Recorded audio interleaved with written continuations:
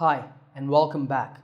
In this lesson, I will teach you the 4 secrets to speak English with perfect pronunciation. These are the same techniques that I have used to improve my own pronunciation, and I have seen them work for many of my students as well. So what are these 4 secrets? They are sound, stress, tone, and rhythm. I will explain to you what these are and how you can master all of them to sound more like a native speaker. So number 1 is sound. When we write a word in English, we write it using letters. Take this word for example. We write it with 6 letters. In the same way, when we pronounce a word, we do it using sounds. This word is pronounced school.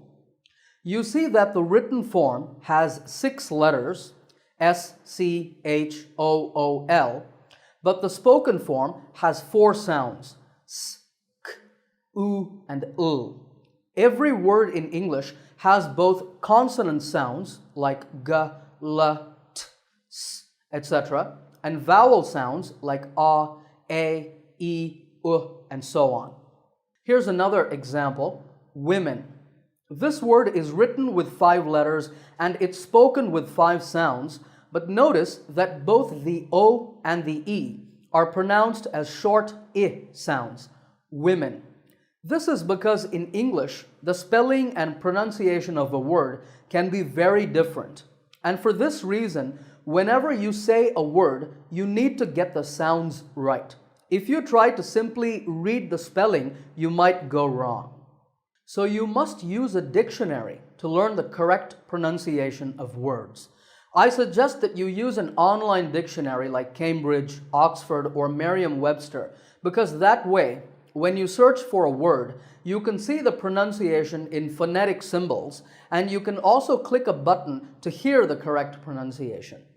So here's an action point for you. Every day, learn the pronunciation of at least 5 words. Pick words that you're not sure how to pronounce and look them up in an online dictionary.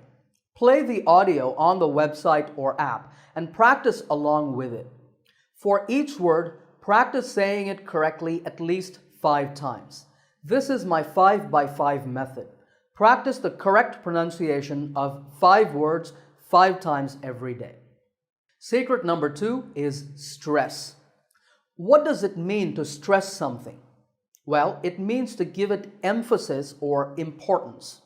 When we do this in pronunciation, it's called word stress or syllable stress.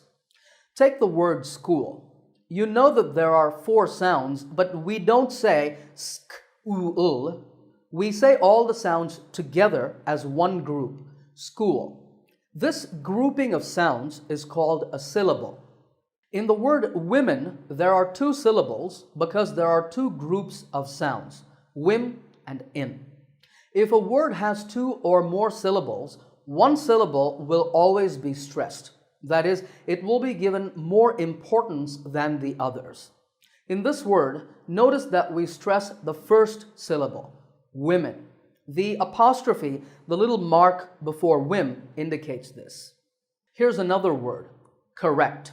There are again 2 syllables, ka and rect, but in this word, we stress the second syllable, rect, so correct. Notice how that stressed syllable is said with a slightly louder volume, and it also sounds longer, correct. In this next word, how many syllables are there? There are 3, ba-nan-a. Which is stressed? The second, banana.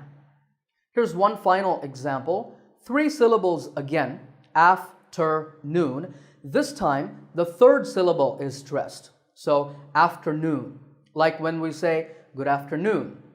It is very important to stress words correctly because otherwise your pronunciation will sound awkward and strange. But if you can do this well, then it will show your listeners that you have good English pronunciation. Now, generally, it's difficult for us to guess which syllable in a word is stressed, but there's good news. When you look up a word in a dictionary, you will find that the stressed syllable is marked. Some dictionaries will show this as an apostrophe. Others will capitalize the stressed syllable. So when you learn the pronunciation of a word, you should learn how to say the sounds correctly, but you should also learn which syllable to stress. Number 3 is tone.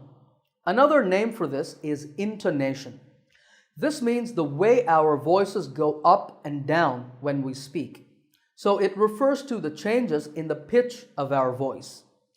Intonation exists in all the languages of the world, but different languages use different tones.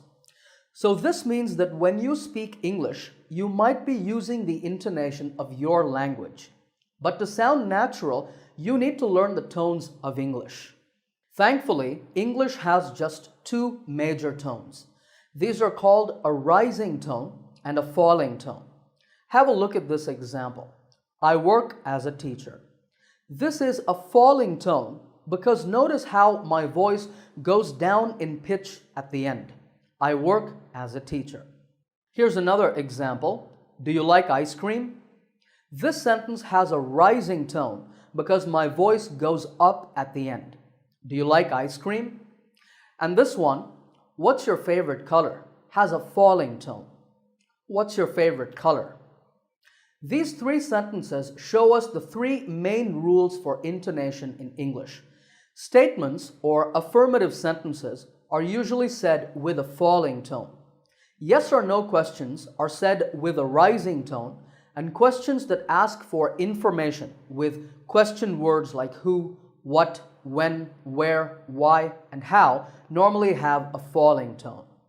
This is important because if you use the wrong tone, your listener can misunderstand your meaning or they can be confused. But an even bigger problem is that wrong intonation can show bad attitude. Take this sentence for example. What is the purpose of it? Well, imagine that I'm saying this to my boss because I want a day's holiday from work tomorrow.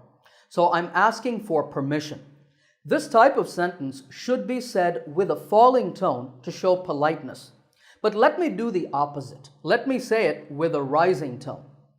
Would it be okay if I took the day off tomorrow? How does that sound? It sounds like I'm rude or maybe even disrespectful.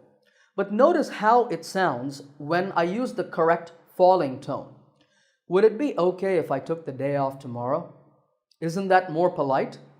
And here's one last example. You see, this is an offer. Maybe you're a guest at my home and I'm offering you coffee. This should be said with a rising tone. But here's the opposite, a falling tone. Do you want some coffee? Sounds terrible, right? It sounds like I'm uninterested, bored, like I don't want you as my guest. Here's the same sentence with my voice going up. Do you want some coffee? Much better. I'm sure that you see the importance of tone now. A great way to improve your own intonation is to practice with English language movies and TV shows. As you listen to the dialogue, notice the tones the speakers are using. Practice along with them. It will be very helpful to have subtitles when you do this because you can find out where the tone goes up or down. If you're watching on your computer or your smartphone, you can even rewind and practice saying the same sentences again and again until you get the tone right. And finally, number 4 is the most important aspect of pronunciation, rhythm. Rhythm relates to music, and we're talking about it here because every language has a kind of musical flow when native speakers speak it. This is called the rhythm of the language. English, of course, has its own rhythm. And if you want great pronunciation, you need to understand and copy this rhythm. Take this sentence for example. He lives with his wife Anna farm in the village. Did that sound right? You could tell that there was something wrong with it. Maybe I sounded like a robot. That was because my rhythm was completely wrong. So what is the right way to say the sentence? Here it is. He lives with his wife on a farm in the village. That sounded correct because I gave importance to some words in the sentence. Notice that lives, wife, farm, and village stand out. If I take away these words, the sentence has no meaning. That's because these words have all the meaning or content in the sentence, and they're called content words. They're usually nouns, verbs, adjectives, and adverbs, and they are emphasized, that is, stressed in a sentence. All the other words are grammar words, that is, they just give grammatical information, pronouns, prepositions, and conjunctions. We don't stress these words. Instead, we say them quickly and softly. He, with his, on a, in the. He lives with his wife on a farm in the village. When you stress the content words and unstress the grammar words, you produce the correct rhythm of English. To speak with proper rhythm, there are 3 techniques you can use. The first is to use weak forms of grammar words. For example, this word is can. This pronunciation is called the strong form. But when we say it in a sentence, we say kun. That's the weak form. And becomes un, for becomes fur. Weak forms help us to say grammar words quickly and easily. Here's a sentence. How would you say it? Here it is. We can meet tomorrow and discuss arrangements for the conference. We can meet tomorrow and discuss arrangements for the conference. We can meet tomorrow and discuss arrangements for the conference. The second technique is to use contractions. We do this a lot with pronouns. Instead of saying I am, we just say I'm. And instead of she is, we say she's. Here's a sentence. I'm trying to call her, but she's not answering her phone. I'm trying to call her, but she's not answering her phone. The third technique is combinations. That is to crush and combine grammar words together. For example, the phrase going to often becomes going to or even gonna in informal speech. I'm sure you've also heard want to or wanna and have to. The phrases should have, could have, and would have become should have, could have, and would have, or even shoulda, coulda, and woulda. For example, I'm going to visit my parents tomorrow, or I'm gonna visit my parents tomorrow. Do you want to have lunch with me? Notice I said, do you wanna? If I had studied more, I would have passed the exam.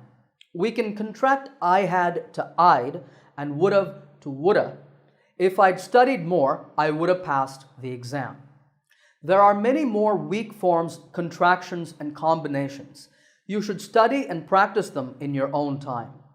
The biggest pronunciation mistake that learners of English make is to stress all the words in a sentence equally. This is wrong. You should learn to stress only the content words and unstress the grammar words.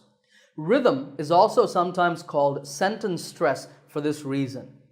You should work on your rhythm when you watch English language movies and TV shows. A great technique is to stop a scene and look at the subtitles. Before you hear the dialogue, think about which are the content words that will be stressed. Try to say it on your own with the right rhythm. Then play the scene and see if you got the rhythm correct. Watch for the 3 techniques: weak forms, contractions, and combinations. Then practice speaking along with the actors.